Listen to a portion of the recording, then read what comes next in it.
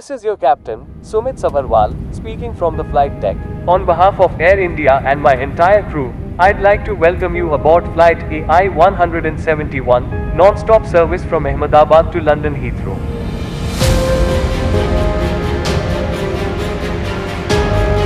CAT 782, contact SoCal departure. Order departure, CAT 782.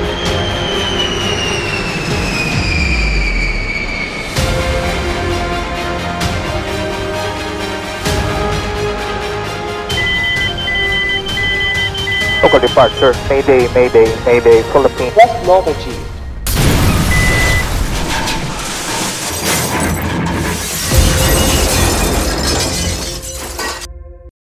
ये था वो आखिरी मैसेज जो एयर इंडिया की फ्लाइट AI-171 के पायलट सुमित सब्रवाल ने क्रैश के कुछ सेकंड्स पहले ATC यानी एयर ट्रैफिक कंट्रोल को भेजा था। लेकिन इससे पहले कि ATC कोई भी रिस्पांस दे पाता, प्लेन क्रैश हो गया। 12 जून को दोपहर लगभग 1:38 पर एयर इंडिया का प्लेन बोइंग 7878 ड्रीमलाइनर एयरक्राफ्ट ने अहमदाबाद के सरदार वल्लभ भाई पटेल इंटरनेशनल एयरपोर्ट से लंदन के लिए उड़ान भरी। लेकिन कुछ ही मिनट में ये एयरक्राफ्ट एयरपोर्ट से लगभग 2 किलोमीटर दूर मेघानी नगर एरिया के BJ मेडिकल कॉलेज के हॉस्टल मेस पर जा गिरा।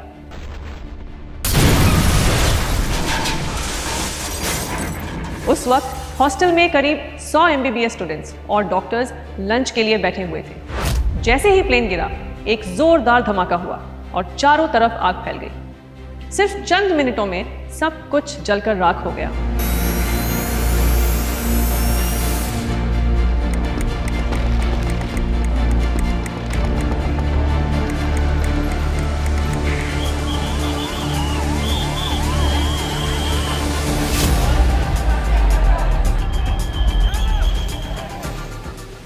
अब आप जरा इमेजिन करके देखिए, जब अहमदाबाद में वह प्लेन क्रैश हुआ और उसके बाद 1.25 लाख लीटर से ज्यादा फ्यूल में आग लगी, तो टेम्परेचर कितना हुआ होगा?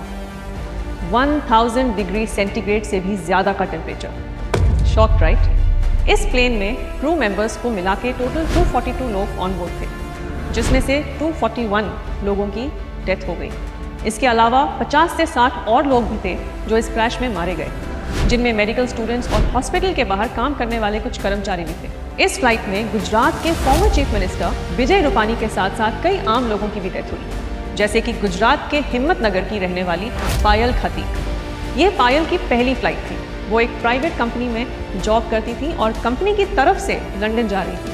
उनके फादर सुरेश भाई खटीक गुजरात के हिम्मतनगर में रिक्शा चलाते हैं। बहुत मेहनत करके उन्होंने अपनी बिटिया की पढ़ाई कंप्लीट करवाई, उसकी अपब्रिंगिंग के लिए हर एफर्ट किया, लेकिन इस क्रैश में उनकी सारी उम्मीदें जलकर राख हो गई। इस प्लेन में राजस्थान के बंसवाड़ा का एक परिवार भी था, जिसके 5 मेंबर्स एक ही पल में इस दुनिया को छोड़कर चले गए। प्रतीक व्यास, उनकी वाइफ डॉक्टर कोमी व्यास, उनके जुड़वा बच्चे प्रद्युत और नकुल और उनकी बड़ी बिटिया मिराया। एक हंसता खेलता परिवार बस कुछ ही मिनटों में हमेशा के लिए खामोश हो गया। एक और परिवार जो सिर्फ ईद मनाने के लिए इंडिया आया था, उसका भी सफ़र यही खत्म हो गया। अब्दुल्ला भाई, नाना बाबा के बेटे, बहू और पोती सब लंदन में रहते थे, लेकिन उनकी फ़्लाइट टेक ऑफ होते ही क्रैश हो गई। बात सिर्फ इस फ्लाइट के पैसेंजर्स की ही नहीं है, बल्कि उन स्टूडेंट्स की भी है जो अपने हॉस्टल की मेस में खाना खा रहे थे। जो इस हादसे का शिकार हुए, उनमें से कुछ तो NEET के टॉपर्स भी थे। इस ट्रैजिक क्रैश में 12 ब्रेव क्रू मेंबर्स ने अपनी जान की बाजी लगाकर पैसेंजर्स और सबको बचाने की बहुत कोशिश की, और जब वो सक्सेसफुल नहीं हो पाए तो खुद भी इन सब के साथ शहीद हो गए। प्लेन के कैप्टन सुमित सब्रवाल मुंबई के पवई से थे और उनके पास फ्लाइंग के सॉलिड 8200 आवर्स का एक्सपीरियंस था। ये उनकी आखिरी फ्लाइट थी, क्योंकि उन्होंने अपने 88 ईयर ओल्ड फादर से प्रॉमिस किया था कि अब वो जॉब छोड़कर उनके साथ रहेंगे, पर उनका ये वादा पूरा नहीं हो सका। को पायलट फ्लाइट सुंदर, जो एक्टर विक्रांत मासी के कज़न भी थे, उनके पास भी 1100 आवर्स का फ्लाइंग एक्सपीरियंस था। कैबिन क्रू में मणिपुर की लामनुन खेम सिंगसन और नागन थोइबी शर्मा, दोनों के घरवाले अभी भी शॉक में हैं और ये न्यूज़ डाइजेस्ट ही नहीं कर पा रहे हैं। क्रू मेंबर रोशनी सोरे के पापा अंत तक उम्मीद लगाकर बैठे रहे कि शायद उनकी बेटी बच जाए, लेकिन उनकी उम्मीद सिर्फ उम्मीद ही बनकर रह गई। ऐसी कितनी ही स्टोरीज हैं जिनमें एक्सट्रीम पेन तो है पर कोई रिलीफ नहीं है। हाँ, ये सच है कि 1999 की मॉन्ट्रियल कन्वेंशन ट्रीटी के हिसाब से एयर इंडिया की तरफ से सभी विक्टिम्स की फैमिलीज को 1.5 करोड़ का कंपनसेशन मिलने वाला है। ये भी सच है कि टाटा मेडिकल कॉलेज के स्टूडेंट्स के लिए नए हॉस्टल्स बनाने वाले हैं। लेकिन क्या कोई भी कॉम्पनसेशन या कोई भी हॉस्टल बिल्डिंग किसी अपने को खोने का दर्द कम कर सकती है? ये एक बड़ा क्वेश्चन है और ऐसे ही कई और सवाल हैं जिनका आंसर मिलना बहुत ज़रूरी है। ये समझना ज़रूरी है कि 12 जून को 1:38 पर एक्चुअल में हुआ क्या था। दरअसल सरदार वल्लभ भाई पटेल इंटरनेशनल एयरपोर्ट से टेक ऑफ करने के बाद ये एयरक्राफ्ट मुश्किल से 400 से 625 फीट की ऑल्टीट्यूड तक ही पहुंचा, फिर अचानक से तेजी से नीचे गिरने लगा और बीजे मेडिकल कॉलेज के हॉस्टल मेस में टकराकर गिर गया। दोस्तों, ये टक्कर इतनी स्ट्रांग थी कि एक जबरदस्त ब्लास्ट हुआ और चारों तरफ धुआं फैल गया। अहमदाबाद से लंदन के गैटविक एयरपोर्ट जा रही इस फ्लाइट में 169 इंडियन नेशनल्स थे, 53 ब्रिटिश नेशनल्स, 1 कैनेडियन और 7 पोर्चुगीज पैसेंजर्स भी थे। इसलिए ये क्रैश सिर्फ एक टेक्निकल फेलियर नहीं है, बल्कि एक इंटरनेशनल ट्रेजेडी बन चुका है। एविएशन एक्सपर्ट्स इसे इंडिया की हिस्ट्री का सबसे बड़ा एविएशन डिजास्टर मानते हैं। इस प्लान को कमांड कर रहे थे कैप्टन सुमित सबरवाल और उनके साथ the first officer Clive Kundra, दोनों ही हाईली एक्सपीरियंस्ड पायलट्स। मतलब ये बात तो साफ है कि एक्सपीरियंस की कोई कमी नहीं थी। तो फिर आपको क्या लगता है, आखिर हुआ क्या था इस प्लेन के साथ? ATC यानी कि एयर ट्रैफिक कंट्रोल के अकॉर्डिंग फ्लाइट ने रनवे 139 से टेक ऑफ किया और उसके जस्ट बाद मेडे कॉल दी गई, जो किसी भी फ्लाइट इमरजेंसी का सबसे क्रिटिकल और लास्ट रिजॉर्ट सिग्नल होता है। लेकिन जब ATC ने रिस्पॉन्ड करने की कोशिश की तो उन्हें कोई रिस्पॉन्स ही नहीं मिला और सिर्फ कुछ ही सेकंड्स में एक मैसिव ब्लास्ट हुआ जिसमें सब कुछ जलकर टोटली खत्म हो गया। ये तो आप सब जानते ही हैं कि इंडियन मीडिया में ये इंसिडेंट छाया हुआ है, लेकिन मैं बता दूं कि ये इंसिडेंट इंटरनेशनल मीडिया में भी काफ़ी वायरल हो गया है, स्पेशली इसलिए क्योंकि ये क्रैश बोइंग के ड्रीमलाइनर 787 एयरक्राफ्ट के साथ हुआ है, जो कि एक हाईली एडवांस्ड और एम्बिशियस मॉडल माना जाता है। हालांकि पहले इस मॉडल के साथ छोटी मोटी प्रॉब्लम जरूर हुई थी, जैसे कि इंजन फायर या ऑनबोर्ड स्मोक, लेकिन कभी भी पूरा एयरक्राफ्ट इस तरह क्रैश नहीं हुआ था, जिसे ऑफिशियली हल लॉस कैटेगरी में काउंट किया जाता है, यानी कि जब एयरक्राफ्ट कंप्लीटली डिस्ट्रॉय हो जाए। फ्लाइट ट्रैकिंग डेटा के अकॉर्डिंग एयरक्राफ्ट सिर्फ 625 फीट की बैरोमेट्रिक ऑल्टीट्यूड तक ही पहुंच सका। उसके बाद ये 475 फीट पर मिनट की स्पीड से नीचे गिरने लगा, जो कि एक सुपर डेंजरस डिसेंट रेट होता है। अब आप भी यही सोच रहे होंगे ना कि इतनी परफेक्ट कंडीशन के बावजूद आखिर ऐसा हुआ क्या? भाई, मौसम क्लियर था, दिन का वक्त था, विजिबिलिटी बिल्कुल परफेक्ट थी और क्रू मेंबर्स फुल्ली एक्सपीरियंस्ड। तो फिर ये एयरक्राफ्ट अचानक से क्रैश कैसे हो गया? इस सवाल के जवाब में कई कॉन्स्पिरेसी थ्योरीज ने इंटरनेट और सोशल मीडिया पर सर्कुलेट होना शुरू कर दिया है, जैसे कि कॉन्स्पिरेसी नंबर 1, रिमोट साबोटाज, हैक या साइबर अटैक। सो इस थ्योरी में कहा जा रहा है कि बोइंग 787 में रिमोटेडली एक्सेस करके ऑटो पायलट हैक कर दिया गया था। कॉन्स्पिरेसी नंबर 2, फ्रीक्वेंसी जैमिंग या फिर डिसरप्टिंग फ्लाइट कंट्रोल्स। ये कॉन्स्पिरेसी थ्योरी सजेस्ट करती है कि फ्लाइट कंट्रोल्स या कम्युनिकेशन सिस्टम्स को फ्रीक्वेंसी जैम करके डिसेबल किया गया था, जिसकी वजह से पायलट सिस्टम्स एक्सेस नहीं कर पाए। नंबर 3, को पायलट का कुछ गलत इनपुट या कॉन्फ़िगरेशन एरर, यानी कि कुछ एविएशन एक्सपर्ट्स का ये मानना है कि को पायलट ने गलत स्विच एक्टिवेट कर दिया, जिससे कि फ्लैप्स रिट्रैक्ट हो गए instead of landing gear. Handle is if the pilot mistakenly grabbed the wrong handle and raised the flaps, that would start a chain of events that you probably couldn't जिसकी वजह से ये incident हुआ। अगली conspiracy तो ये भी कहती है कि बोइंग ने ऑटो पायलट में uninterruptible auto pilot secretly install किया था। एक पुरानी पेटेंट और अनवेरिफाइड क्लेम के बेसिस पर कुछ कॉन्स्पिरेसी थियरिस्ट ये भी कह रहे हैं कि बोइंग ने auto pilot feature secretly enable कर दिया, जिससे किसी ने ग्राउंड से ही इस पायलट को कंट्रोल किया और इसे क्रैश करवा दिया। मेंटेनेंस लैप्सेस और कवर अप वाली थियरी। कुछ लोगों का कहना है कि एयरलाइन ने मेंटेनेंस प्रॉपर्ली नहीं की थी, जिसकी वजह से ये एक्सीडेंट हुआ। अगली थियरी कहती है टर्किश टेक्निकल सर्विसिंग और मेंटेनेंस में कुछ खराबी। मतलब कुछ लोगों ने एक अजीब सवाल उठाया है। उनके हिसाब से इंडिया के बोइंग 787 की सर्विसिंग एक टर्किश फर्म टर्किश टेक्निक या सेलेबी के थ्रू होती थी, और वो सजेस्ट कर रहे हैं कि हो सकता है टर्की ने जानबूझकर डैमेज या नेगेटिव इंटरफेरेंस की हो, क्योंकि रीसेंट इंडो पाक टेंशन के दौरान टर्की ने पाकिस्तान को सपोर्ट किया था।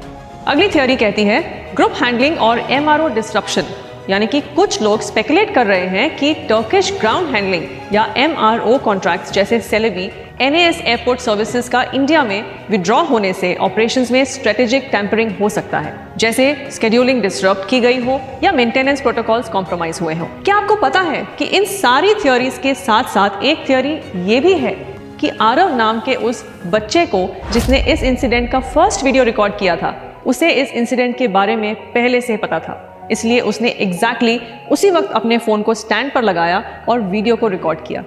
अब सच और झूठ का पता तो पूरी इन्वेस्टिगेशन के बाद ही चलेगा, लेकिन फिलहाल के लिए मैं आपको बता दूं कि अथॉरिटीज ने किसी भी तरह के फॉल प्ले यानी कि जानबूझकर की गई खराबी या रिमोटेडली प्लेन को एक्सेस करने वाली सारी थ्योरीज को रूल आउट कर दिया है। इसके अलावा टर्किश इन्वॉल्वमेंट पर भी टर्की की सेंटर फॉर कम्बैटिंग डिसइंफॉर्मेशन ने क्लियर कर दिया है कि टर्किश टेक्निक ने कभी ड्रीमलाइनर 787 पर काम नहीं किया। ये कंपनी तो सिर्फ B777 की ही सर्विसिंग करती है और आरव के इस इंसिडेंट में शामिल होने वाली थ्योरीज को गुजरात पुलिस ने रूल आउट कर दिया है। दोस्तों, इसके अलावा बाकी जितनी भी कॉन्स्पिरेसी थ्योरीज इंटरनेट पे फ्लोट हो रही हैं, उनका भी कोई सॉलिड प्रूफ या बैकिंग नहीं है और इन्वेस्टिगेटिव एजेंसीज के अकॉर्डिंग ये सिर्फ स्पेकुलेशंस हैं। अब आप सोच रहे होंगे ना कि जब इन कॉन्स्पिरेसी थ्योरीज में कोई दम ही नहीं है, तो आखिर इस क्रैश के पीछे की असली वजह क्या हो सकती है? आइए इसे थोड़ा और डिटेल में समझने की कोशिश करते हैं। एक्सपर्ट्स की माने तो इसके कई रीजन हो सकते हैं। Bird strike, fuel contamination, engine failure, hydraulic system failure या फिर complete power failure, human error, aircraft fatigue. आइए इन सारी बातों को एक एक करके समझने की कोशिश करते हैं। सबसे पहले बात करते हैं बर्ड स्ट्राइक की। हालांकि एयरपोर्ट अथॉरिटीज का स्ट्रिक्ट रूल होता है कि एयरपोर्ट के 13 किलोमीटर के रेडियस में कोई भी स्लॉटर हाउस नहीं होना चाहिए ताकि बर्ड्स को एयरपोर्ट से दूर रखा जा सके। इसके अलावा एयरपोर्ट के आसपास फायरिंग या स्मोक बॉम्ब्स भी यूज किए जाते हैं ताकि बर्ड्स दूर रहें।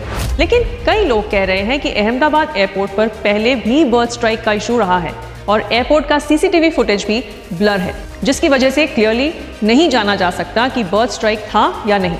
लेकिन यहाँ भी सोचने वाली बात यह है कि सिर्फ एक ही कंडीशन में फ्लाइट के टेक ऑफ को रोकना इम्पॉसिबल होता है और वो कंडीशन ये है कि बर्ड स्ट्राइक दोनों इंजन्स में हुआ हो। लेकिन ये काफ़ी रेयर सिचुएशन है। एक्सपर्ट्स कह रहे हैं कि ये 1 in a million चांस है कि दोनों इंजन्स में बर्ड स्ट्राइक्स हुआ और एक साथ दोनों इंजन्स फेल हो गए। अब आते हैं फ्यूल कंटामिनेशन पर। जहाँ तक फ्यूल कंटामिनेशन की बात है तो एक्सपर्ट्स इसे भी एक्सट्रीम पॉसिबिलिटी ही कह रहे हैं, क्योंकि आप खुद सोच कर देखिए, अगर फ्यूल कंटामिनेटेड होता तो बाकी एयरक्राफ्ट्स को भी तो प्रॉब्लम होती। मतलब कंटामिनेशन वाली थ्योरी भी रूल आउट हो जाती है। तो क्या इंजन फेलियर का इशू था?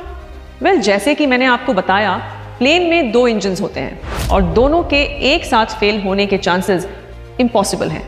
लेकिन फिर भी अगर सच में दोनों इंजन्स में फेलियर हुआ है तो मानकर चलिए कि बोइंग को कई टफ क्वेश्चंस का जवाब देना पड़ेगा, क्योंकि शायद आपको पता नहीं होगा लेकिन मॉडर्न कमर्शियल एयरक्राफ्ट्स के इंजन्स जैसे GE या रोल्स रॉयस इतने पावरफुल होते हैं कि फ्लाइट की सेफ लैंडिंग के लिए एक इंजन भी काफ़ी होता है। दोनों का एक साथ फेल होना वर्चुअली इम्पॉसिबल माना जाता है। अब आते हैं पावर फेलियर पर। जब पावर फेलियर की बात होती है तो कुछ चीज़ें ध्यान में आती हैं, जैसे अगर प्लेन में पावर फेलियर हुआ होता तो एयरक्राफ्ट में वॉबल दिखता, लेकिन ये प्लेन तो कंट्रोल्ड वे में नीचे गया जैसे कैप्टन के कंट्रोल में हो।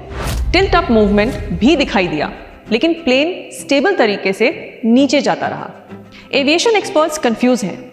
अगर पावर फेलियर हुआ होता तो प्लेन इतनी ग्रेसफुली लैंड नहीं करता। इसके अलावा रॉ क्रैश फुटेज में जेट इंजन की आवाज सुनाई दे रही है।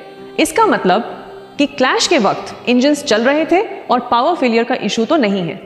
अब थ्रस्ट मिल रहा था या नहीं, ये अलग बात है, लेकिन कंप्लीट इंजन शटडाउन नहीं लगता। अब आप सोच रहे होंगे ना कि जब इन सब में कुछ नहीं हुआ तो हुआ क्या हाइड्रोलिक सिस्टम फेल हो गया? वेल, यहाँ एक और कॉन्सेप्ट आता है, RAT यानी कि रैम एयर टर्बाइन। अगर एयरक्राफ्ट में टोटल पावर लॉस हो जाता है तो एक छोटी सी विंड मिल जैसी टर्बाइन बेली से निकलती है जो हवा के प्रेशर से घूमती है और बेसिक पावर देती है, जैसे एक इमरजेंसी बैकअप। सो ग्रेनी फुटेज से क्लियर नहीं है कि RAT डिप्लॉय हुआ था या नहीं, लेकिन अगर कॉकपिट वॉइस रिकॉर्डर या ब्लैक बॉक्स से ये कंफर्म हो जाए तो समझ आ जाएगा कि सिस्टम में कोई मेजर फेलियर था या नहीं था। अब बात होती है लैंडिंग गियर की। प्लेन के व्हील्स टेक ऑफ के 400 फीट बाद भी नहीं उठे। नॉर्मली पायलट 50 फीट पर ही व्हील्स फोल्ड कर देते हैं टू रिड्यूस ड्रैग। अगर गियर्स डाउन रहे तो इसका मतलब ये तो हाइड्रोलिक फेलियर इतना बड़ा था जो बोइंग हिस्ट्री में पहली बार हो रहा हो, या कुछ और इशू था। सवाल बड़ा भी है और जायज भी, इसलिए बोइंग को इस पे तो जवाब देना ही होगा। वैसे एक और टेक्निकल डिबेट है फ्लैप्स की। टेक ऑफ के वक्त फ्लैप्स नीचे होने चाहिए, तभी विंग्स में प्रॉपर लिफ्ट आता है। और जब एक्सपर्ट्स ने मोबाइल फुटेज देखा जो कि काफी ग्रेनी है, तब उन्होंने नोटिस किया कि व्हील्स नीचे थे और फ्लैप्स 0 पोजीशन में, यानी कि सीधे थे। ये ऑब्जर्वेशन शॉकिंग है क्योंकि टेक ऑफ के वक्त लिफ्ट के लिए फ्लैप्स नीचे होने चाहिए। और कुछ एक्सपर्ट्स का कहना है कि शायद को पायलट ने गलती से फ्लैप्स ऊपर कर दिए जब कमांडर ने व्हील्स ऊपर करने का इंस्ट्रक्शन दिया होगा। ये एक ह्यूमन एरर हो सकता है जो इस ट्रेजेडी का रीजन बना हो। अगर फ्लैप्स स्ट्रेट थे और व्हील्स भी डाउन थे तो इसका मतलब ये तो पायलट एरर हुआ या फिर सिस्टम फेल हुआ। वैसे ये भी जरूरी नहीं है कि गलती पायलट, ग्राउंड स्टाफ या मेंटेनेंस स्टाफ की ही हो। ड्रीमलाइनर एयरक्राफ्ट बनाने वाली कंपनी बोइंग के ऊपर भी बड़े सवाल उठे हैं। बोइंग 787 ड्रीमलाइनर का सेफ्टी रिकॉर्ड अच्छा रहा है, लेकिन कई विसल ब्लोअर्स, जिनमें एक नाम प्रोमिनेंट है, सैम सालेपोर, फॉर्मर बोइंग इंजीनियर, उन्होंने मीडिया को बताया था कि बोइंग ने असेंबली लाइन में शॉर्टकट्स लिए हैं। उनका कहना था कि एयरक्राफ्ट के डिफरेंट पार्ट्स जब जोड़े जाते हैं तब प्रॉपर गैप फिलिंग नहीं होती, और अलाइनमेंट के लिए लिटरली लोग एयरक्राफ्ट के पार्ट्स पर जंप करते हैं ताकि होल्स मैच हो जाएं। उन्होंने कहा कि that's not how you build an airplane. इस बात को लेकर यूएस कोर्ट ने बोइंग के सीईओ को कोर्ट में तलब भी किया था और बोइंग पर काफी जुर्माना भी लगाया गया था। तो मतलब साफ है कि जिस तरह से बोइंग में ड्रीमलाइनर की मैन्युफैक्चरिंग की है, उसके हिसाब से एयरक्राफ्ट फटीग भी एक पॉसिबिलिटी हो सकती है। इन शॉर्ट, अगर एयरक्राफ्ट फटीग में आए, यानी कि पुराना हो जाए, उसे ज्यादा ऑपरेट किया गया हो, तो उसके वीक पॉइंट्स रप्चर कर सकते हैं। नाउ AI-171 भी 2014 से इंडिया में ऑपरेट हो रहा था, तो ये एक लॉजिकल पॉसिबिलिटी बन जाती है कि स्ट्रक्चर या एयर फ्रेम फटीग भी एक रीजन हो सकता है। अब बात करते हैं मिरेकल सीट नंबर 11A। वैसे तो इस खौफनाक हादसे से जुड़ी हर बात सिर्फ दर्द और तकलीफ से भरी है, लेकिन क्या आप जानते हैं कि सबके बीच कुछ लोग इस फ्लाइट की सीट नंबर 11A को मिरेकल सीट का नाम दे रहे हैं, क्योंकि सीट नंबर 11A पर बैठे ब्रिटिश इंडियन पैसेंजर विश्वास कुमार रमेश इस फ्लाइट का इकलौता सर्वाइवर है। लोग इस सीट को मिरेकल सीट इसलिए भी कह रहे हैं क्योंकि आज से लगभग 27 साल पहले भी कुछ ऐसा ही हुआ था, और तब भी seat number 11A miracle seat साबित हुई थी। 1998 में जब थाई एयरवेज की फ्लाइट TG261 क्रैश हुई थी और तकरीबन 101 लोग दर्दनाक तरीके से मारे गए थे, तब भी सीट नंबर 11A पर बैठा पैसेंजर रोंगसाक लोयचुसाक मौत को चकमा देकर सही सलामत बच गया था। चौंक गए? मैं भी चौंक गई थी। अब ये सीट नंबर 11A सच में कोई मिरेकल सीट होती है या फिर ये सिर्फ एक इत्तेफाक था? आप हमें कमेंट सेक्शन में जरूर बताइएगा। फिलहाल बात करते हैं ब्लैक बॉक्स की।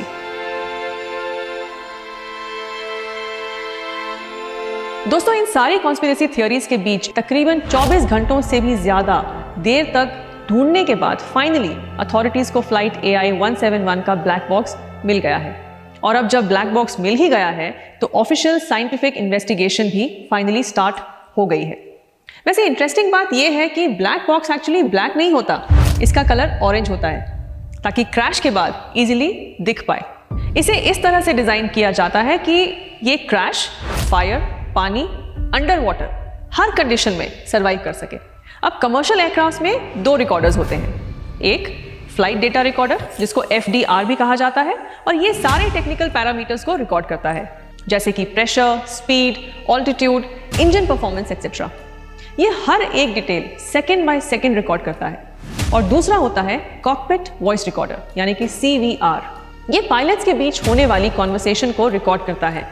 इसमें एयरक्राफ्ट के कॉकपिट के अंदर के साउंड्स, पायलट्स के बीच की बातचीत, सराउंडिंग नॉइज और इवन एयरक्राफ्ट के वार्निंग सिग्नल्स तक रिकॉर्ड हो जाते हैं। सही मायने में तो इंटरनेशनल एविएशन प्रोटोकॉल्स के हिसाब से अब इस क्रैश की इन्वेस्टिगेशन का असली दौर शुरू हुआ है।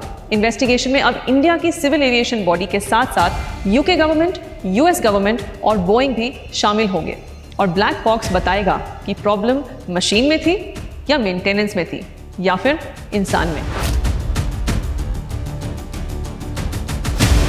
वैसे तो इन्वेस्टिगेशन चल ही रहा है और कुछ ही दिनों में शायद ये भी पता चल जाए कि आखिर गलती थी किसकी।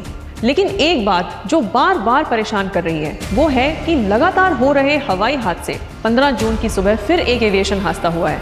केदारनाथ के पास गौरीकुंड एक बड़ी ट्रेजेडी का गवाह बना। आर्यन एविएशन का एक हेलीकॉप्टर जो केदारनाथ से 7 पैसेंजर्स को ले जाकर गौरीकुंड जा रहा था, बीच रास्ते क्रैश हो गया। पायलट राजवीर सिंह चौहान ने हेलीकॉप्टर को वैली से निकालने की पूरी कोशिश की, लेकिन कंट्रोल टूट गया और चॉपर क्रैश हो गया। आग इतनी तेज थी कि सभी 7 लोग, जिसमें एक 2 साल का बच्चा भी था, जलकर जान गंवा बैठे। बॉडीज बैडली बर्न्ड हैं, इसलिए पहचान सिर्फ डीएनए टेस्ट के बाद ही मुमकिन हो पाई। पर यह पहला हादसा नहीं है। सिर्फ कुछ दिन पहले 7 जून को एक और हेलीकॉप्टर जो केदारनाथ जा रहा था, उसे टेक्निकल इशू के कारण सड़क पर इमरजेंसी लैंड करवाया गया। पायलट को चोट लगी लेकिन पैसेंजर्स बच गए। उससे पहले 8 मई को गंगोत्री धाम जा रहे एक हेलीकॉप्टर उत्तरकाशी में क्रैश हुआ, जिसमें 6 लोगों की जान चली गई। ये सिलसिलेवार एक्सीडेंट्स एक सवाल छोड़ जा रहे हैं, क्या ये सिर्फ बदकिस्मती थी या सिस्टम की कोई बड़ी चूक? डीजीसीए, जहां से देश की फ्लाइट सेफ्टी मॉनिटर होती है, वहां 48% पोजीशंस खाली हैं। बीसीएएस में 37% और एयरपोर्ट्स अथॉरिटी ऑफ इंडिया में भी स्टाफ की बहुत कमी है। ये वही लोग हैं जो आपकी और मेरी सेफ्टी के लिए जिम्मेदार हैं। जब ये लोग हैं ही नहीं तो सेफ्टी कैसे गारंटी होगी? 2025 के बजट में सिविल एविएशन के फंड्स में भी 10% की कटौती की गई और इसे सिर्फ 2400 करोड़ एलोकेट हुआ।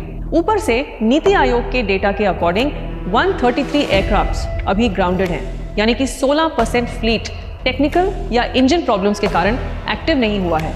और सबसे शॉकिंग बात, इंडिया का कोई भी एयरलाइन दुनिया के टॉप 25 सेफेस्ट एयरलाइंस में शामिल नहीं है, क्योंकि इंडियन पैसेंजर्स शायद ब्रोकन सीट्स, खराब सर्विस या एसी के बिना फ्लाइट से एडजस्ट कर लेते हैं, लेकिन मेंटेनेंस, पायलट ट्रेनिंग और सेफ्टी प्रोटोकॉल्स के साथ एडजस्ट करना ये किसी भी इंसान की जिंदगी से खिलवाड़ है।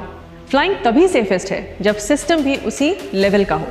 ऐसे में सवाल ये उठता है कि जब सिस्टम में ही इतने फेलियर्स हैं, तो क्या एयर इंडिया की फ्लाइट AI-171 का सच कभी सामने आ पाएगा? कहीं इस हादसे की कहानी भी तो बोइंग 370 की तरह एक मिस्ट्री बनकर तो नहीं रह जाएगी?